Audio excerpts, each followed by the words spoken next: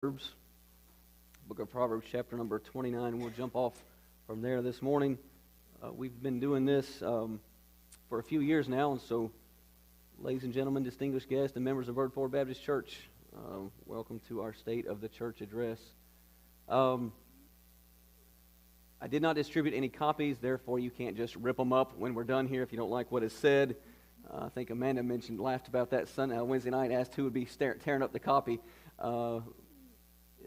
Really what we use this Sunday for is to kind of look back on 2019 and look forward to 2020. It's just a good chance to kind of measure how we're doing with our church. I think if you don't ever stop and take stock of what you're doing, you really don't know if the way that we're functioning is effective and working. And so today, that's going to be our aim and our goal through this.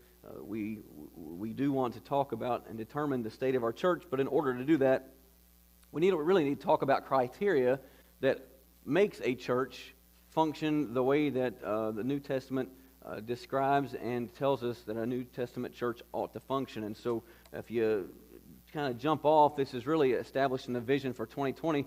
Proverbs chapter 29 and verse number 18 says, "And where there is no vision, the people perish, but he that keepeth the law, happy is he." And we'll zero in on that phrase at the very beginning, where there is no vision, the people perish. And whether it's a physical vision or it's the vision to see down the road, I think we need both of those to be effective as a church body.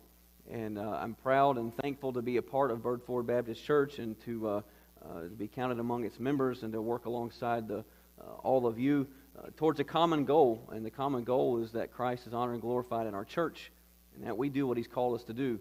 And so this morning I want to, kind of before we get into our state of our church, I want to talk about what makes a church strong, what makes a church look like a New Testament church should look like. And so let's define what a strong and healthy church is, and that's what we're going to do for the next few minutes as we get started.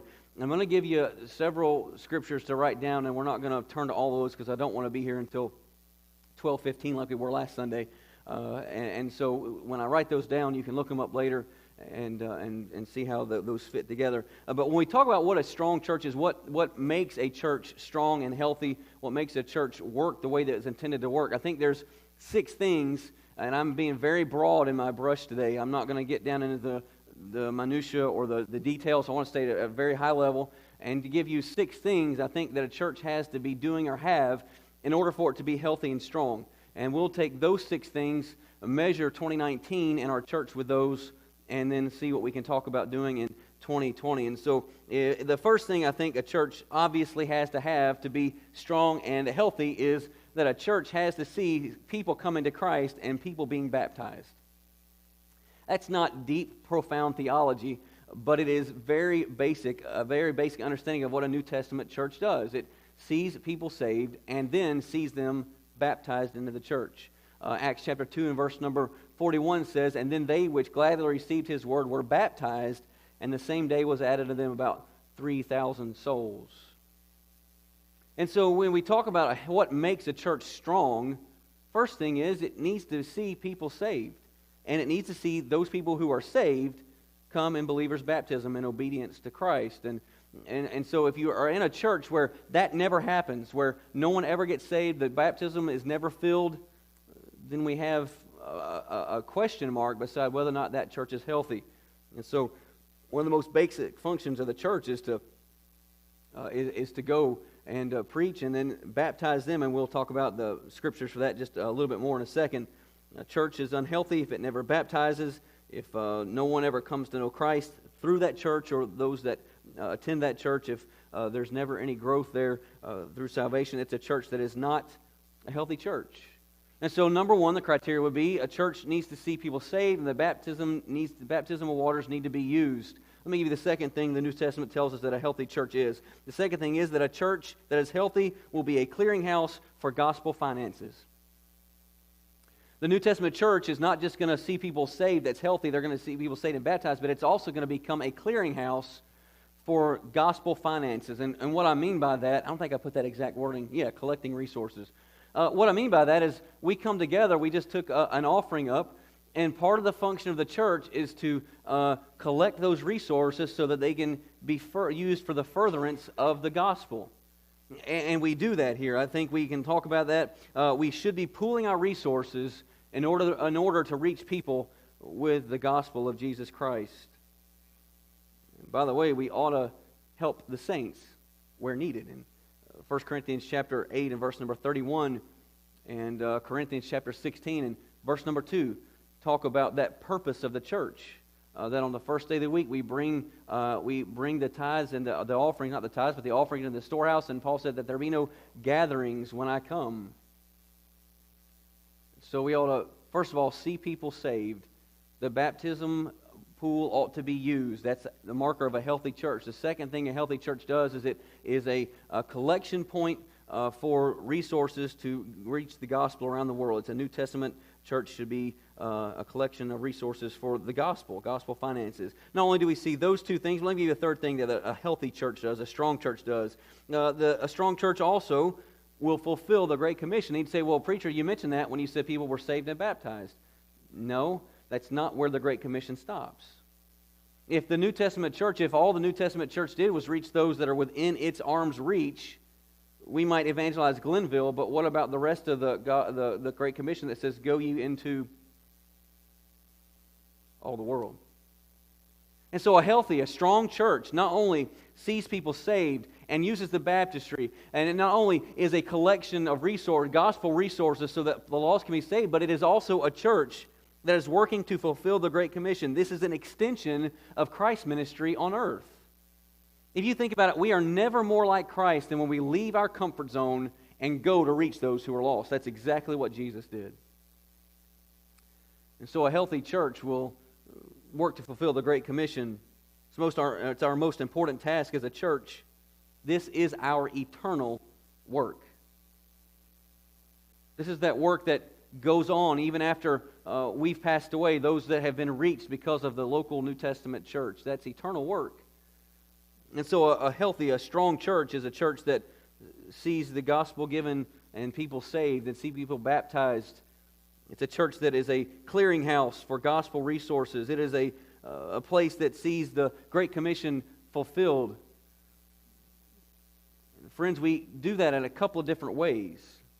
And one of the ways that we see the Great Commission fulfilled is that we send people on our behalf. We do that right now today. There are people in foreign countries on behalf of Birdford Baptist Church.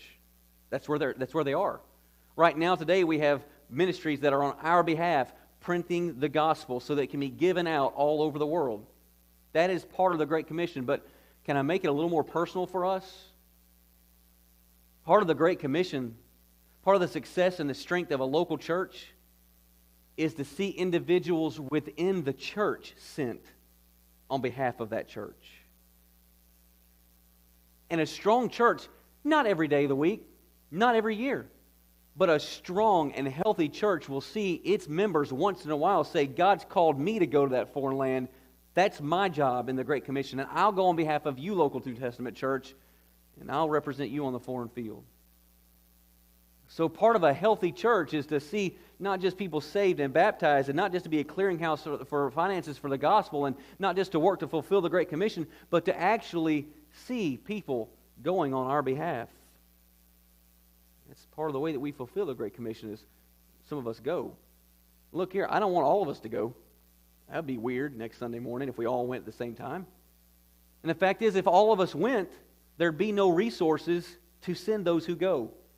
Right? You just nod your head. That's basic finance. But the fact is, in Birdford Baptist Church, there may be somebody that God wants to go. Moms and dads, can I say this? It may be our children. Maybe our kids. And part of a strong and healthy church is a group of people that encourage its members to do what God has called them to do, even if that might be difficult for those around us. So a strong church sees the Great Commission and works to fulfill it. Let me give you the fourth thing. Discipling and teaching. A strong, healthy church disciples and teaches. This is also part of the Great Commission in Matthew 28:19 and 20, isn't it? He says, "Go ye therefore into all the world and preach the gospel to every creature, baptizing in the name of the Father and of the Son and the Holy Ghost." What does he say next? "Teaching them to observe all things." A healthy church it's not just one that sees people saved and baptized. A healthy church is not just one that becomes a clearinghouse for gospel finances. A healthy church is not just one that sees the Great Commission as part of its charter and works to fulfill it. But a healthy church also is one that with its members works to disciple and teach to be stronger men and women of God. That's what a healthy church does.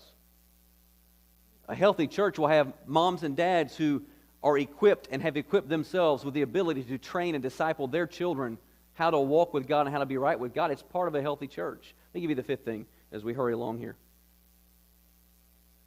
Corporate worship is part of the call of the church. If you're taking notes, you can just write down Ephesians chapter 5, verse 17, 18, and 19. Paul, writing to that Ephesus church, says, "Speaking to yourselves in psalms and hymns and spiritual songs." Part of what the church does.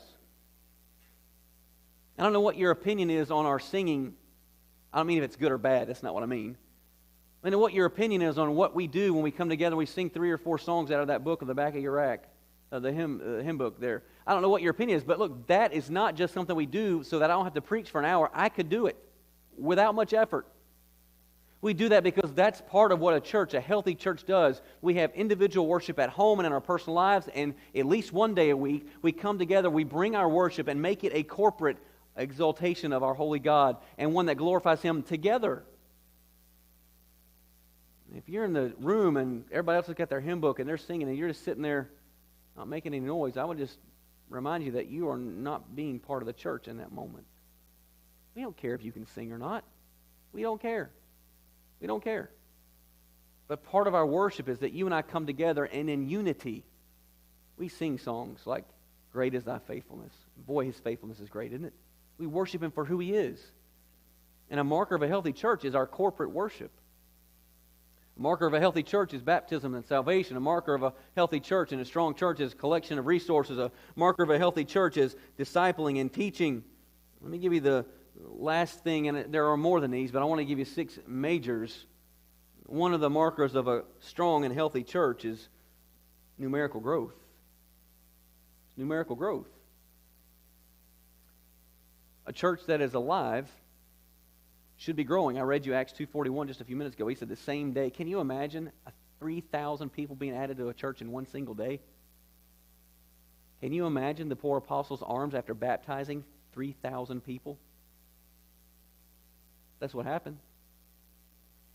And I'm not comparing Birdford Baptist Church to the New Testament church in Acts. I'm not doing that. I understand there's a difference. What I am saying, though, is that even though we aren't in a metropolis, an organism that is alive and is healthy grows. It grows. We have palm trees in our front yard. I used to think palm trees were pretty and thought those are nice-looking trees. But we have palm trees in our front yard. I don't agree with that assumption anymore. I hate them. I hate them even more after yesterday when me and the boys decided that they were looking awful and they needed to be trimmed. Has anyone ever trimmed palm trees? I have so many cuts on my hands, I can't even count them right now. My boys have cuts on their legs where they just drag by they were dragging them to the road to get picked up. They just cut them. We've only lived in the house for a year and a half, but let me tell you something. Those stupid trees have grown. They've grown. They keep getting taller and they get more of those stupid branches that have to be trimmed off. If those trees look the exact same way a year and a half ago when we moved into the house that they looked yesterday before we trimmed them, with no growth and nothing new, there would be something wrong. In fact, if you go into your shrubbery at home and you look at one that's not growing and never has to be trimmed, you'd say, it's not healthy, something's wrong with it, right? The church is a living organism, and if there is never growth, if there's never anything new being added, you can't look at that church and say that it's strong and healthy. You can't do it. You can't do it. It's just part of being healthy. And so there's 6 markers I think we can look to identify a strong and a healthy church. We can take those and begin to look at not just our church, but if you're wondering about another church, you can look, and if those things are there, you've probably got a fairly healthy church. Now, I don't have time to get into proper doctrine being taught and those other things. But I'm just talking about from a high level, looking at what we can see on a church to see if it's healthy and strong. Those are 6 things that we should keep in mind. And so if we take those things and we begin to look at our church in 2019, how do we measure up to those 6 standards? Those 6 markers that we placed that make a church healthy. I want to look at those just for a few minutes as we talk about the state of our church. First of all, last year we did see people saved and baptized, and I'm thankful for it. We saw some. I forgot to get an exact count, but I know it was close to 10 people we baptized last year. Thankful for that. I'm equally as thankful that a lot of the baptisms we saw were because young people got saved. That is a blessing. It's a blessing. It's an encouragement. And so if we take the marker, is the church seeing people saved and seeing people baptized, we are seeing some. Now, can I just say this? We need to see more. We need to see more. But if we really look at the model of the New Testament church and we begin to parse it out and see exactly how salvation comes and how the church represents itself to a lost world, can I tell you this? And I don't mean to be unkind this morning, but it's not my job from the pulpit. It is our jobs from the pews. That is New Testament evangelism. We have for so long, especially in America, thought, well, if we have a big program on a Sunday morning, if we do some sort of something to draw a big crowd in, well, when they get into the church, then we can preach the gospel to them and they'll get saved. But that is never, ever the case in the New Testament church. Throughout the epistles and throughout the book of Acts, that's not what you see. In fact, in Acts 2:41, that verse that I showed you a few minutes ago, it said they received His word, they were baptized, and then they were added to the church. The fact is, friends, lost people are never going to pound the back door down to get in here to hear the gospel preached. They're not going to do it. They're not. It doesn't matter if we gave a Cadillac away every week. It doesn't matter. It doesn't matter if we use a gimmick. It doesn't matter if we reformat our church, paint all the ceiling and the walls black, put up lights that flash and smoke machines and add cool, hip music. None of that will bring the lost people in. I don't care what they're saying around us. The fact is, the proof is in the pudding. The fact that the New Testament church is to evangelize is not a directive given to the pulpit, but it is a directive given to us in the pews. This is lifestyle evangelism, relational evangelism. And that is, as I go to work tomorrow, I should be working to have a reputation and a character that people see who I am and what I represent and want what I have. That I'm looking to take opportunities, whether it's at work or at school or when I'm out doing other things, that I'm seeing opportunities to tell people about Jesus Christ. Not within the 4 walls of the church, but outside. That's why Jesus said go. He didn't say come to preach the gospel. He said go.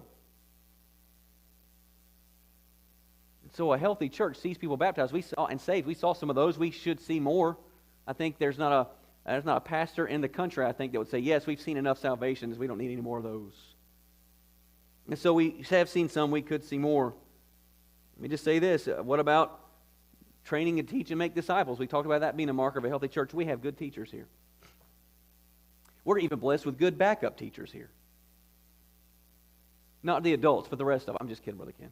Brother Ken's been filling in for about 6 weeks now for Brother Tim, who's in Texas. And I'm thankful that we have men and women within the church that will teach the young kids and the big boys and girls. And we're being taught how to be better men and women. That's part of a healthy church, is to see discipleship taking place. We're going to talk about that a little bit more in a few minutes, but we see that. We not only do see people saved last year and baptized in our church, we have people that are being trained and taught. We have teachers that are trying to equip our young people and our adults to be better men and women. Let me give you how about the next criteria? Working to get the Great Commission accomplished. We took on new missionaries last year. We did. We have the Bach family that are currently freezing their feet off in British Columbia under a feet of snow. We took them on because, not just because we wanted something to do with some money, but we took them on because that's an opportunity to work towards the fulfillment of the Great Commission. And it's part of being a strong and a healthy church is to support missionaries and to not just be satisfied with what we have already, but to work to take on more missionaries. Let me say this along the same lines. We talk about being a clearinghouse for the gospel. We gave more to missions, the cause of missions last year, and I could be like Trump for a minute, than in the history of every church in the world. We did. We took on more missionaries because we are giving more money to the cause of missions. That is to be saluted. That is also to be encouraged by, because it's a marker of a strong and a healthy church. Now, friends, there are hundreds of countries around the world. We're never going to have a missionary in every one of them, I don't think. But we can start with a few. You say, well, what difference does 4 missionaries make in a world of 8.5 billion people? Well, it makes a difference to the ones that those missionaries reach, doesn't it? And the ones that those people who have been reached by the missionary reach, and those who reach by the reach, by the reach, by the reach, and it goes on. And so we look at what makes a church strong and healthy. It sees salvation and baptism. It is a church that is a clearinghouse for gospel finances. It is a church that works to fulfill the Great Commission. It is a church that is working to disciple and train those within it. It is a church that has corporate worship that is functional and that gives glory and credit to God. That's a healthy church. And if we base what we see, then I think we would say that the state of our church is strong. I'm thankful for that, because that's not a reflection of me in the pulpit. That's a reflection of us as a church body working together for the cause of Christ, this partnership that we have. And so we've given more to the cause of mission. So we see the measurements of a healthy and strong church. I think we could come in as a strong church. I think the state of our church is strong. But can I just say, in 2020, we can be stronger. We can be stronger. I don't think we should be satisfied with what we've done for Christ already, missionaries that we've sent. I don't think we can say that. And so if you'll give me just a few minutes, I'd like to lay out a vision for 2020 for our church. Some things that we're going to see moving forward. And some things that we can do to not just be a strong church, but to be a stronger church. And some of these will be obvious, and we'll see them all the time. And some of them, it'll just be part of the way that we operate. Can I just say, first of all, we're going to look to take on more missionaries with the church's approval in 2020. We started our missions giving program it's been a year now. We had money promised to come in. And Brother Ken, you can correct me, but I believe the majority of the months we've had more money given than was promised. We've waited, with the exception of one missionary, to make sure, to alleviate some fears, to make sure that money was going to continue to come in. And because of your faithfulness, the money is there for us to take on some missionaries in 2020. I'm looking forward to it.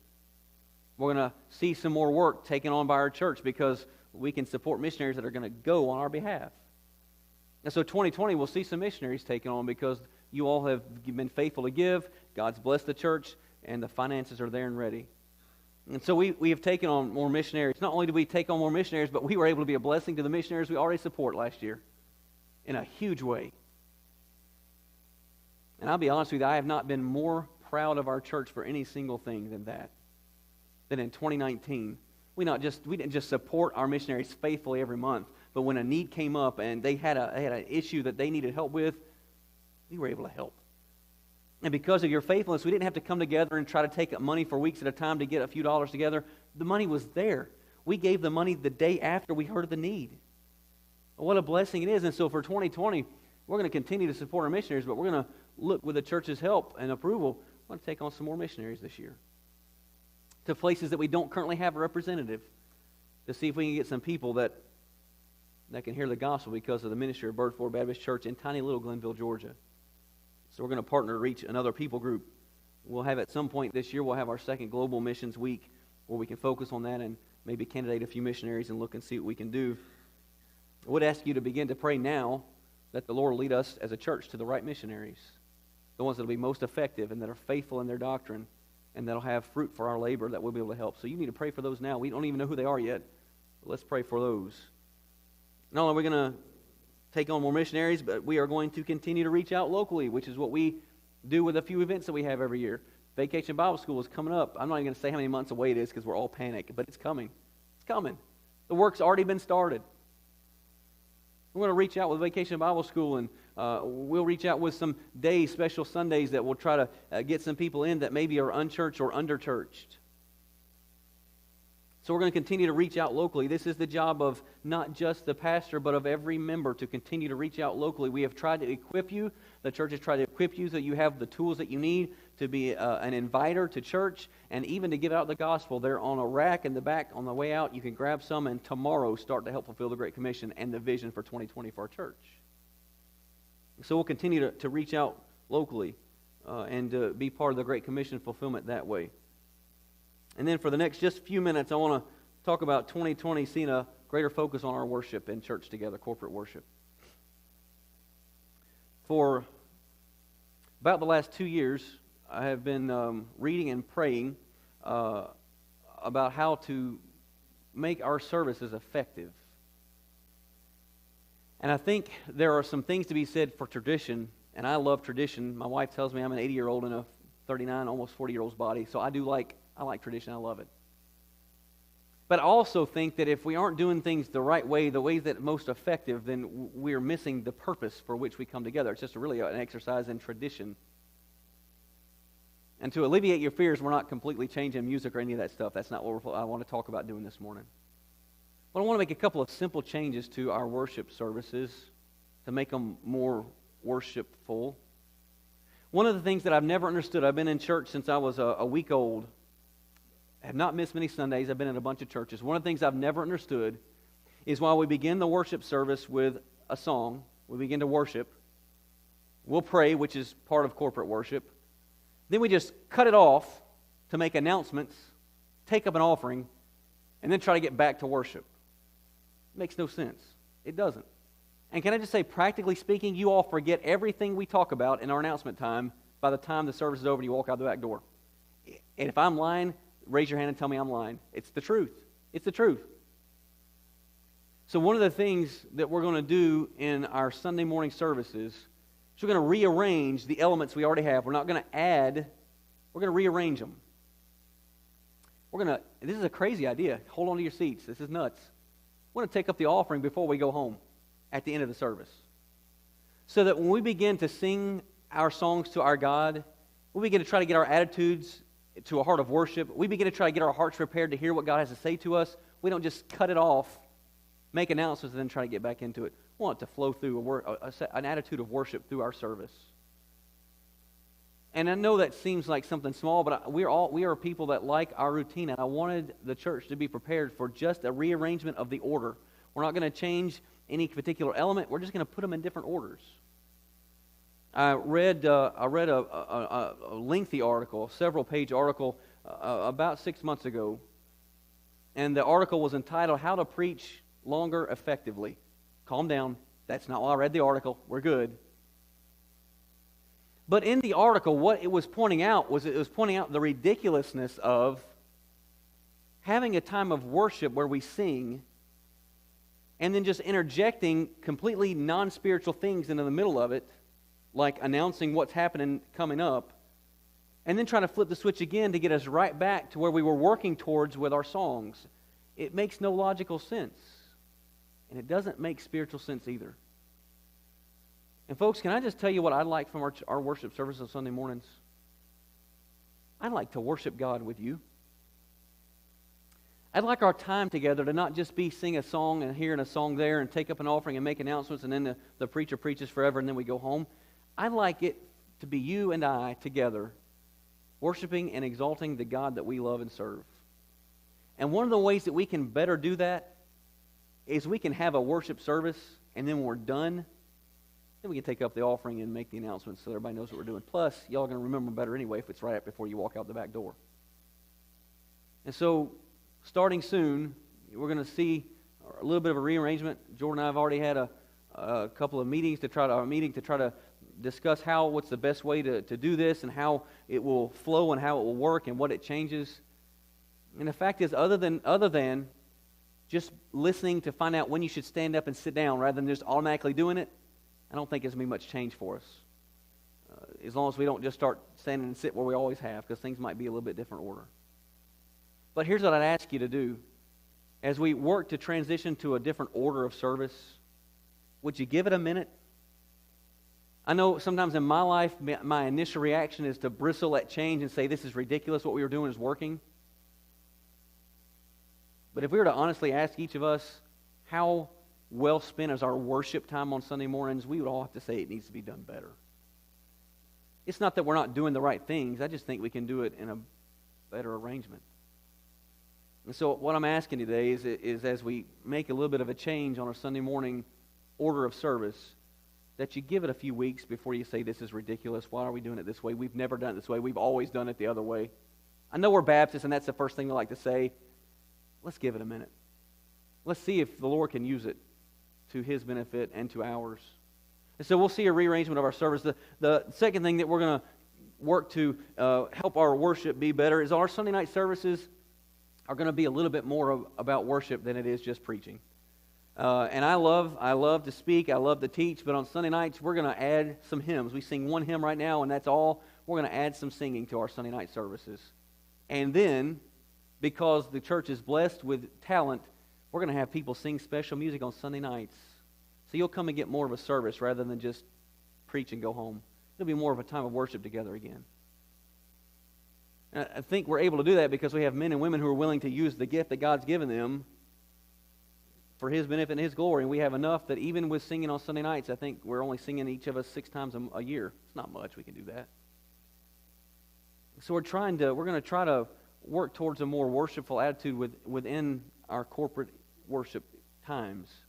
It's always bothered me. I've been in a lot of churches, and we say it's a Sunday morning worship service, but it's really not a Sunday morning worship service. It's a 5-minute block of worship time here with an offering and another 5 or 10 minutes here, and then we preach and go home. It's not really what we're here for. So there'll be just a few changes in order, and I'm going to ask you one more time as we get ready to be done, just hold on for a minute. Please don't come to me after the first service and say, this is ridiculous and stupid, we need to go back. Can we give it a little bit of time? And if we'll enter it with the right attitude, I think it can be used the right way. But friends, it just doesn't make sense the way that we are doing our service. I don't know where the order came from, but just sticking random things in to different points doesn't make any sense. And so we're going to work to change our worship in 2020 to make our corporate worship a little bit better. This is going to sound crazy, but I'm praying about having a time of corporate prayer in our Sunday morning services where we pray together as a church. I don't know how that'll look yet or even if it ever come to pass. I'm praying about it, though. One of the most neglected weapons and tools in the church's toolbox is the power of corporate prayer. And if you come to our Wednesday night services, if you see nothing else, you'll find that we know people that are in need. I think if we get together on a Sunday morning where we have a little bit larger crowd, and you and I can agree together on prayer, that we can see God work in us and on our behalf and for those who we're praying for. And so, friends, I would say to you that Bird Ford, the state of our church is strong. It is strong. And with God's help, we're going to continue that pattern to do those things that the church is called to do and to be effective for the gospel of Jesus Christ until He comes back for us to be found faithful. But I think we can do more. And with your help and your faithfulness in 2020, we will do more. So what is it that you need to do as we close up? Well, first of all, what the church needs you to do is to be a witness every opportunity you can. It's not profound. It's not deep. That's what the church needs you to do. Can I say this? The lost people around us need you to be that witness every time you can. The invitation to church, sharing the fact that Jesus loves them and died for a relationship, it's easy to do. So we need you to do that. The church needs you to continue to be faithful in your finances and your giving. You have been so good, and I'm thankful for it. I'm proud of it. When I talk to other pastors, I brag about you folks. We need to continue that so that we can further our footprint with the gospel around the world. And then the last thing I'm going to ask you to do is just to be patient as we try to rearrange. We're not changing fundamentally anything that we do. We're just going to rearrange the order and see if it's better for us, if the Lord will use our worship time as it flows a little bit better. And then our Sunday nights, if you don't come on Sunday nights because you think, well, it's just him preaching, that's not the case anymore. Come on. But can I tell you this also, Sunday nights, if you want to grow in your walk with Jesus Christ, Sunday nights we go verse by verse through books of the Bible. There's no better way to grow as a Christian than that. It's just not a better way. I'm learning as much as you all are learning as I study to teach and show. So would you give us a Sunday night to try? We sing some songs. We're going to have some good music. We're going to hear the Word of God taught verse by verse, expositionally the way that it's supposed to be done. So let's do it, 2020. Let's make it a banner year. Let's continue to be strong as a church. And we can do that with God's help and with your participation. Would you bow your heads? I want to do something a little bit different this morning.